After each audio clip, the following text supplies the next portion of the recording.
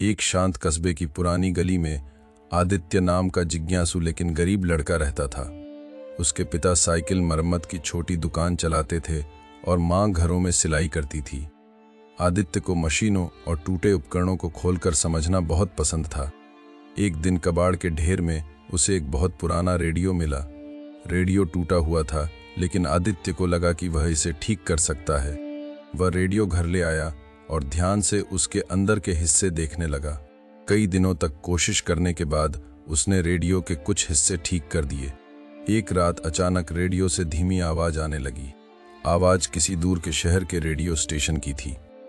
आदित्य को यह बहुत अद्भुत लगा, क्योंकि कस्बे में रेडियो मुश्किल से काम करते थे। अगले दिन उसने अपने दोस्तों को यह रेडियो सुनाया।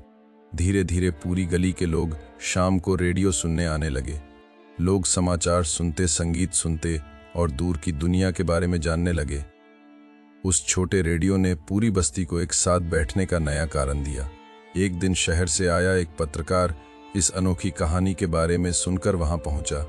पत्रकार ने देखा कि एक छोटा लड़का अपने ज्ञान से पूरी बस्ती को जोड़ रहा है। उसने यह कहानी अखबार में छाप दी।